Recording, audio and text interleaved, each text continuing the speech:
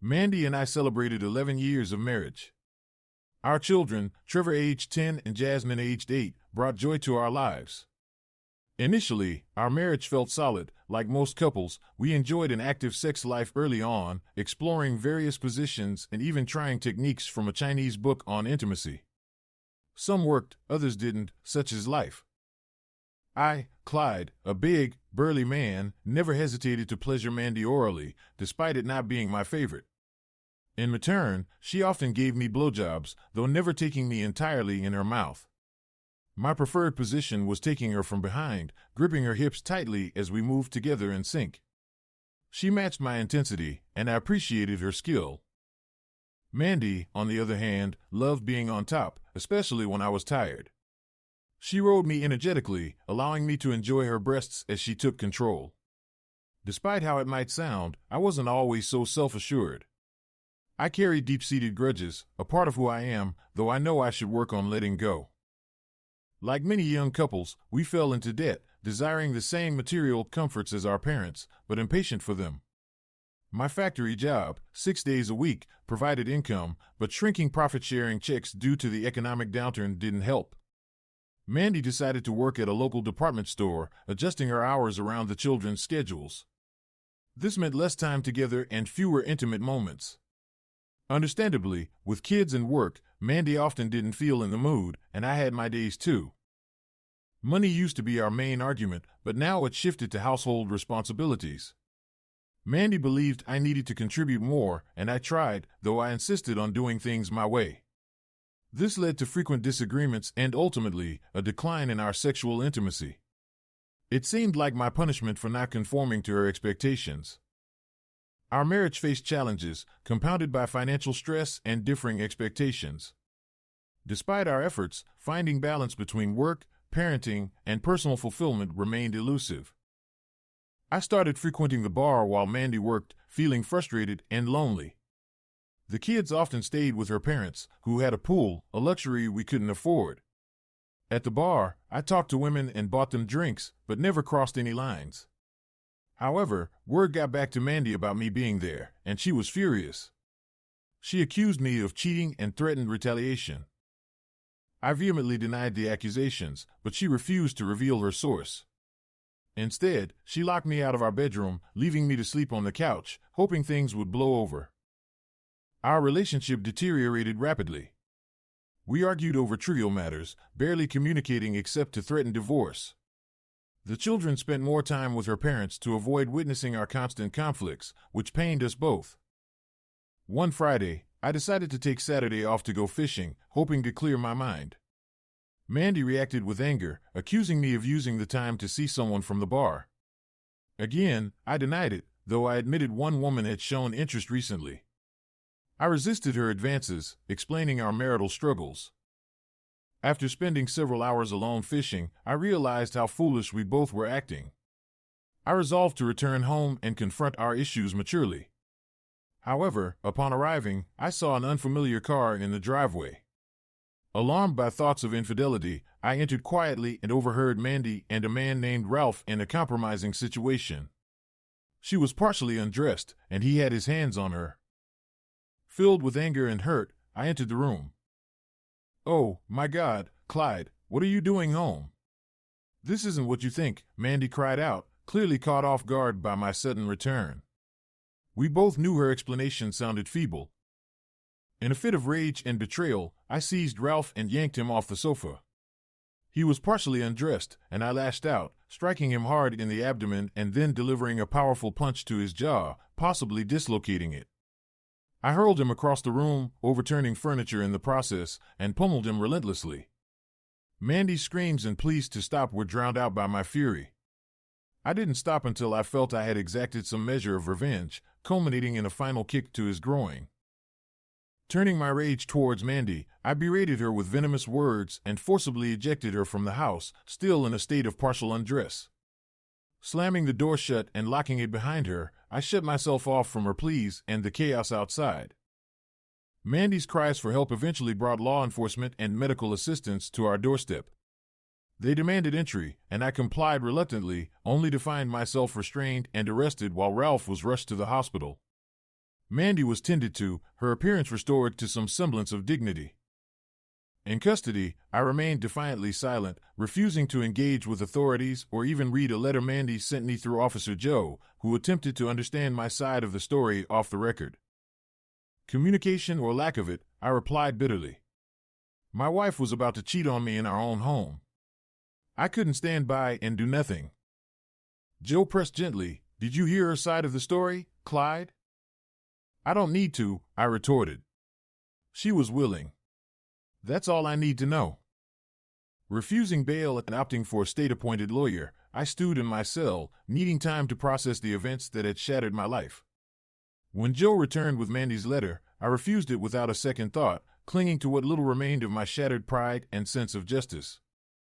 When I finally met with my lawyer, he delivered grim news. My situation was dire.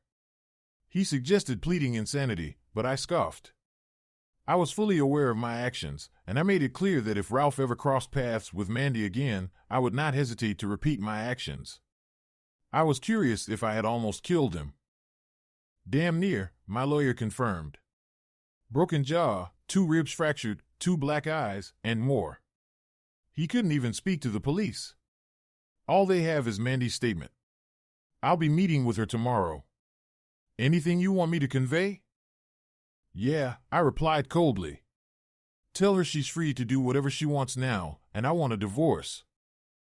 I adopted a hardened demeanor necessary for survival in prison. I refused to see Mandy or engage with her, though messages from my children expressed their longing for me to come home, a wish I couldn't fulfill at will. 2 months after the incident, my trial loomed, with only Mandy and Ralph slated to testify. As I sat in the courtroom, Ralph was wheeled in, still recovering, a broken leg from being thrown out, wired jaw, and surgical complications that rendered him infertile. His life was in shambles, even his marriage was falling apart. As Mandy entered, compelled as a reluctant witness, I felt a surge of anger and hurt. She was not obligated to testify against me, but her statement was crucial. I had to face the truth. Ralph testified first, claiming Mandy had invited him over and they were becoming intimate when I burst in and attacked him without provocation. He portrayed himself and Mandy as consenting adults, painting me as a violent aggressor who didn't allow explanations.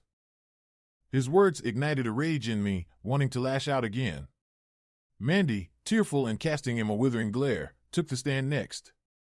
She recounted how Ralph had persistently harassed her at work, making advances she always rebuffed.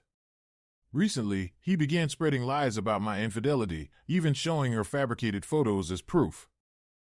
The revelation cut deep, laying bare the betrayal and mistrust that had poisoned our marriage.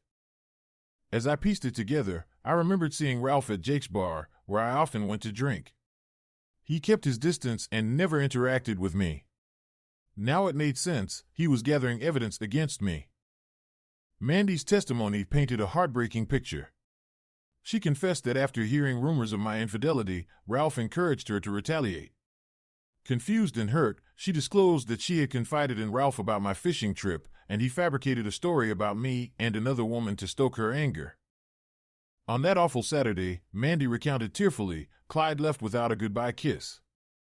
The kids went to my mom's, leaving me alone to dwell on what he might be doing. Then Ralph showed up, claiming he thought I needed company since my husband was supposedly cheating.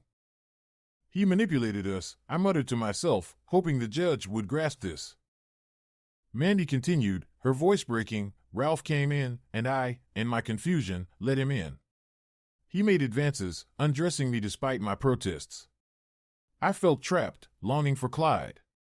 When Ralph exposed himself, I told him it was wrong, even if Clyde had strayed. Clyde stormed in and attacked Ralph. I screamed for him to stop, fearing he would kill Ralph and ruin his life. Minutes later, the police arrived. Mandy stepped down from the witness stand, tears streaming down her face. She looked at me, and I saw her pain and regret. According to her, nothing had happened between her and Ralph before, and she doubted it would have gone further. I was torn inside, seeing her anguish, but unable to comfort her. This man had shattered our lives.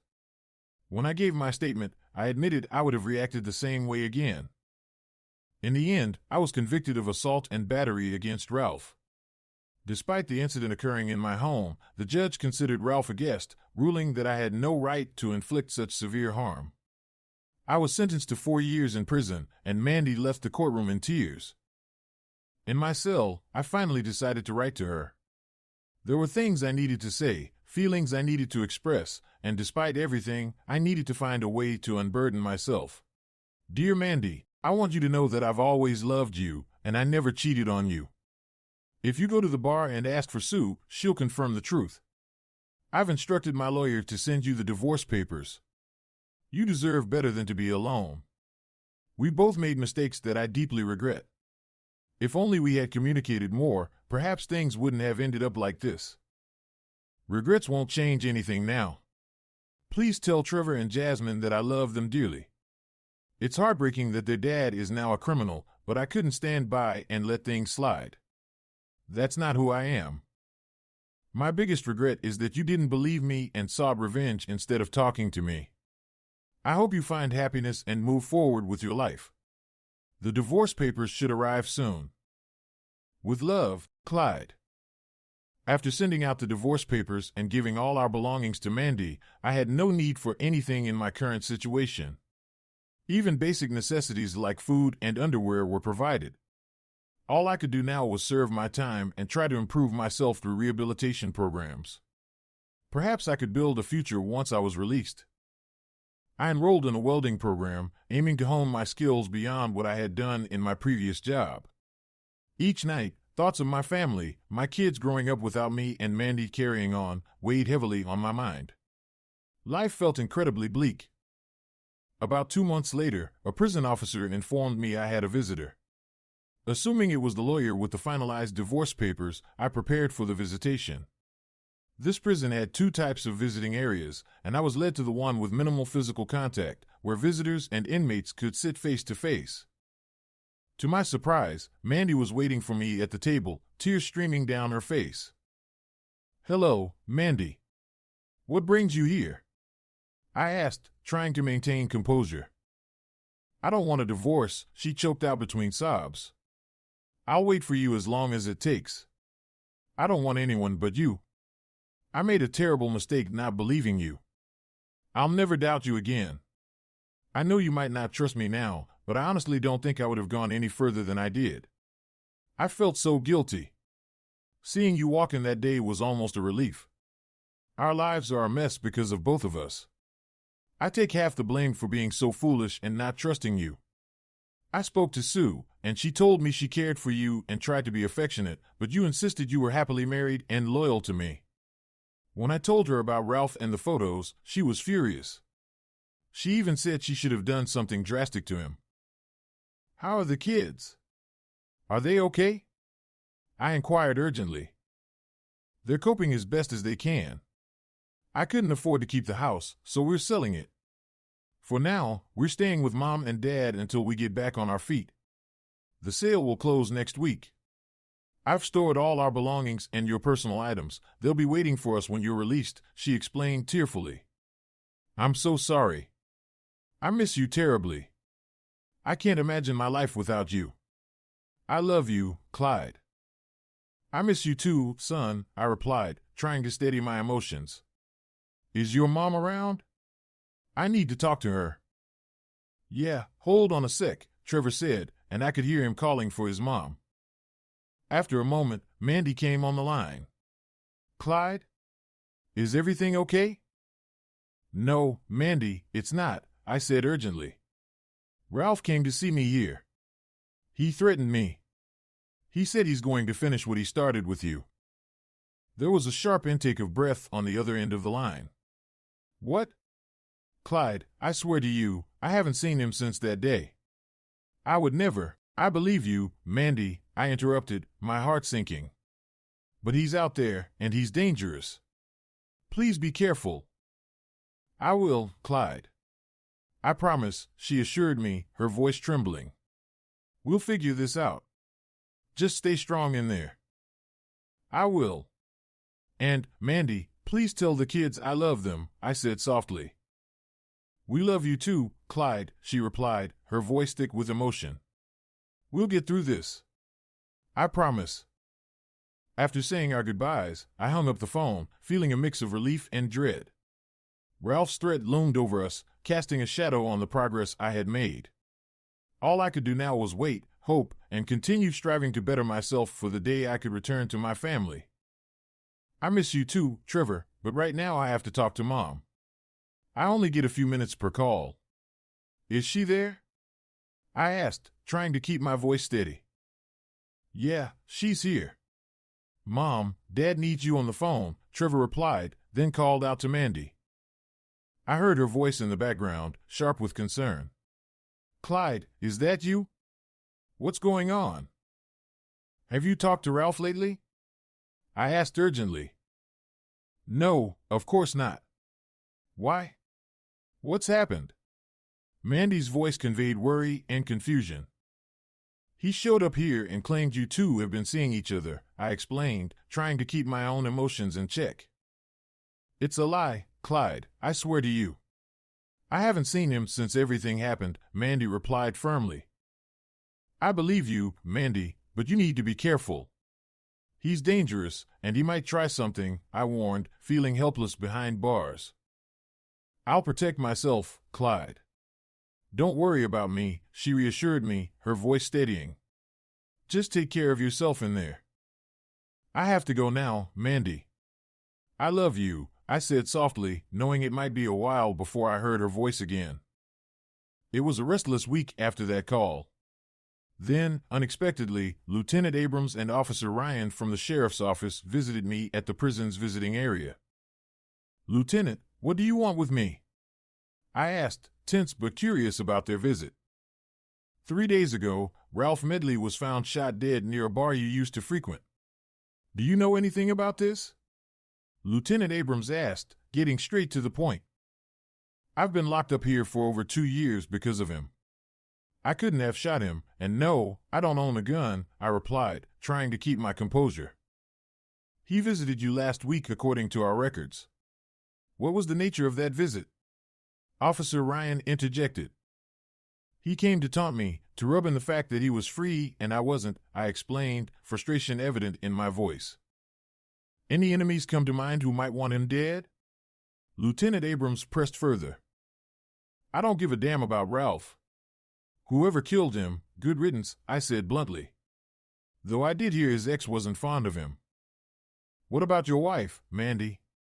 Any reason she might have wanted him gone? The lieutenant asked, probing into possibilities. Mandy wouldn't harm anyone. She's focused on raising our kids and getting by. She's not capable of something like this, I defended firmly. Well, Clyde, thanks for your cooperation. We'll keep you informed if there are any developments, Lieutenant Abrams concluded. Wait, are you going to tell me anything about what you find out? I asked, frustration evident in my voice.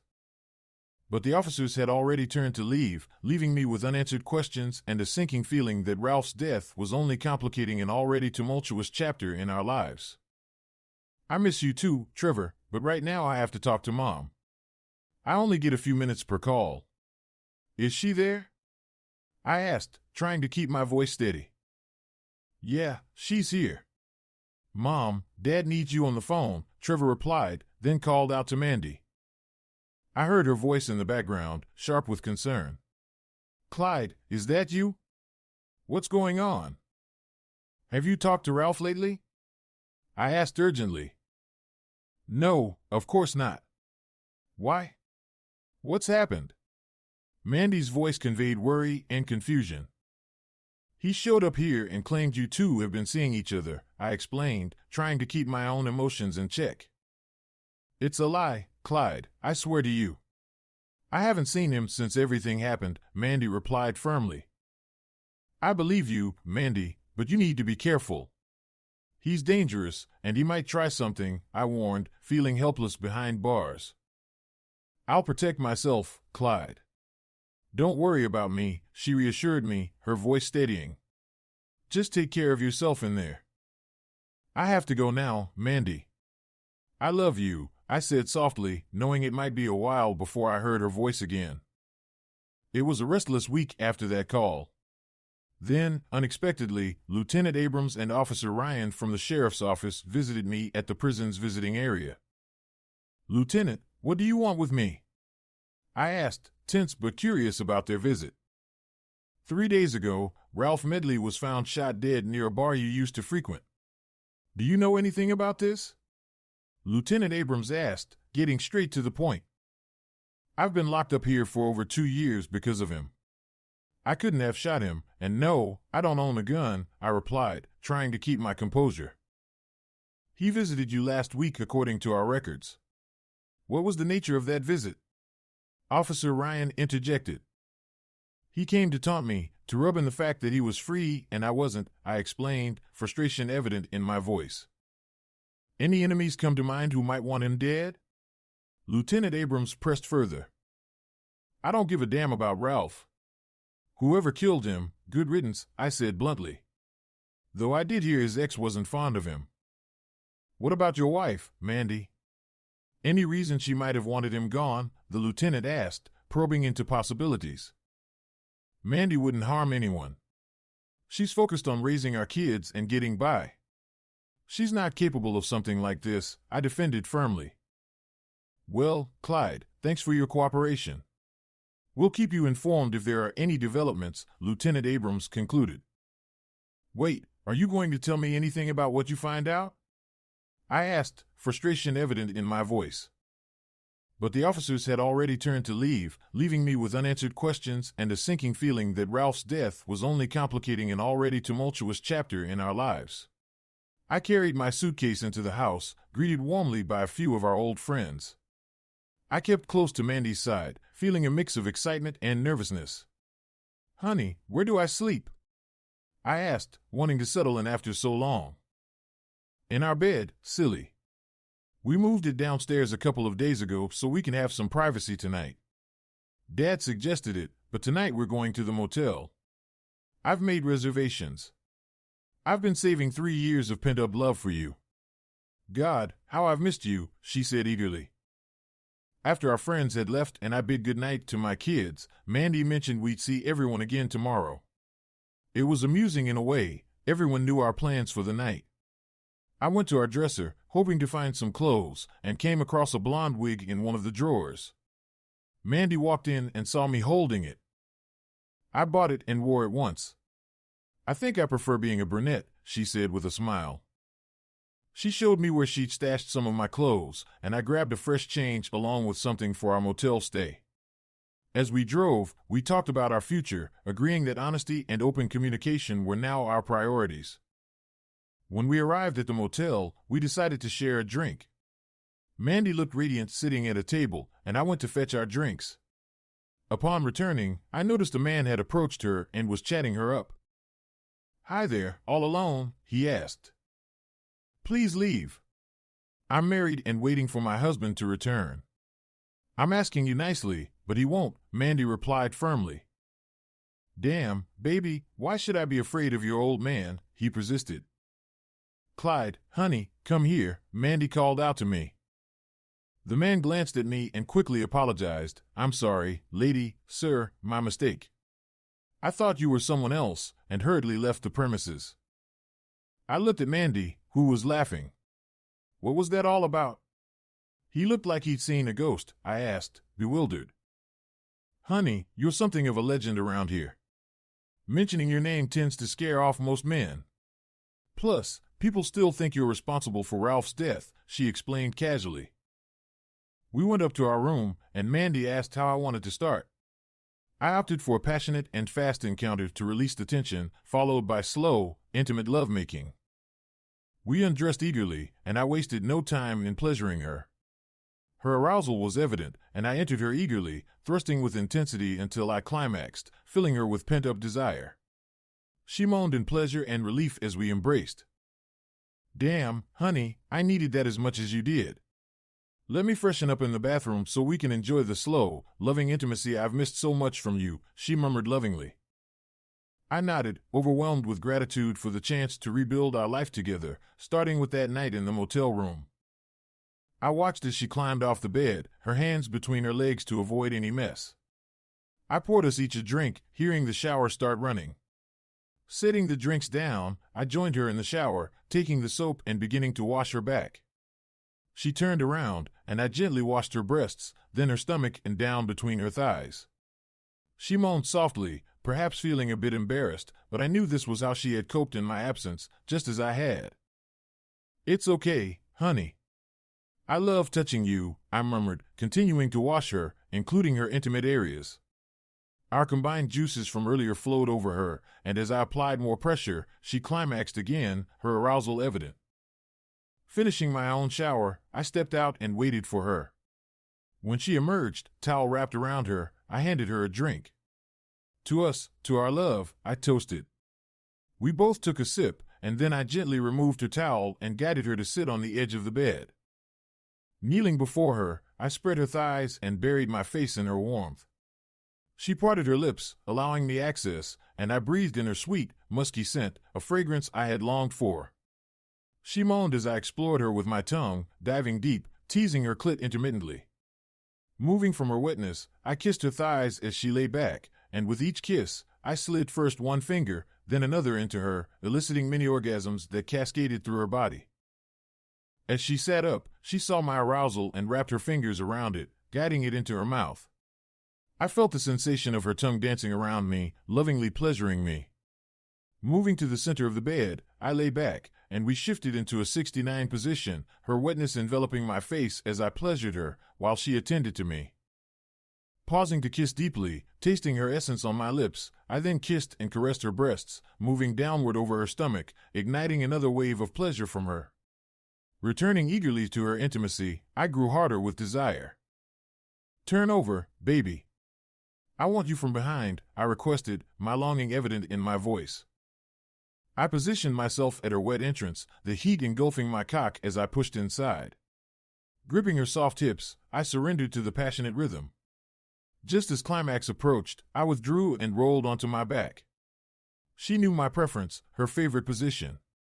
She straddled me, guiding me back inside as she rode towards our shared peak. Her movements intensified, her juices coating me, glistening in the light. With mutual urgency, she rocked on me, ensuring I was completely enveloped. Sensing the moment, I released into her, our ecstasy intertwined as she climaxed again. When she dismounted, our combined fluids trickled, and she gently wiped me clean with a towel, a contented smile on her face. "I love you so much, Clyde. That should tide us over for the first 6 months," she said. "That leaves us with 2.5 years to go," I replied with a smile.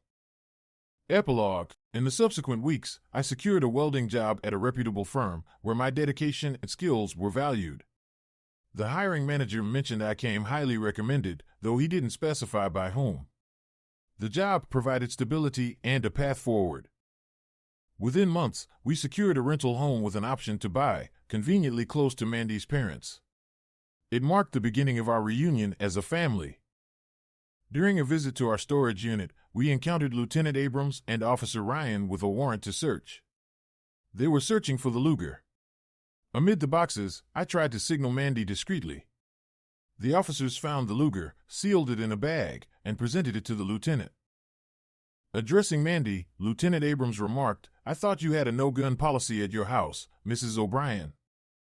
Mandy clarified that the storage unit wasn't part of our home. "Well, ma'am, I'd advise you to stay close to home until we've had this Luger examined," he cautioned. After the police departed, I approached Mandy, concerned. "I thought you got rid of that gun. What are we going to do now, Mandy?" "Do what?" Mandy asked, alarmed. "Do what? Oh, my God, you think I killed Ralph?" "Clyde, I didn't. I don't know who did, but it wasn't me. I didn't even remember about the gun until you mentioned it." The next day, Lieutenant Abrams visited our new house and returned the Luger. He explained that the serial number was rubbed off, and it lacked a firing pin, rendering it useless and illegal to possess if it had been functional. Mandy insisted he dispose of it since firearms weren't allowed in our home. She speculated it might have belonged to one of the movers and questioned how it ended up in our storage unit. One thing was clear, it wasn't hers. After that strange episode, life returned to normal for us. The biggest lesson I took away was the importance of better communication with Mandy. She also realized that it all began with her lack of trust in me. I could have still pursued a divorce, but we both would have lost so much. Our sex life is as vibrant as it was in our early days of marriage. Mandy knows I would never cheat on her, and she understands the consequences if she were to betray me. It's amusing when we're out with friends, they often ask my permission to dance with Mandy. I suppose I've become a bit of a legend in our small town for now. About a month ago, we received a call from Lieutenant Abrams. He informed us that we were no longer suspects in Ralph's murder. It turned out to be Sue, the woman from the bar. Ralph had pursued her, and she allowed him to have sex with her. Apparently, she was a dangerous woman, a black widow of sorts. She would engage with men sexually and then kill them when she was done. The police discovered a blonde wig and the Luger in her car trunk during an investigation into a case involving a cheating wife. Sue confessed to Ralph's murder and 3 other unsolved killings of husbands who had cheated on their wives. The first murder was of her own husband in Atlanta. It made me reflect that if I had ever betrayed Mandy, I might have been the one lying in that alley. Thanks for watching and have a great day. Write your opinion in the comments.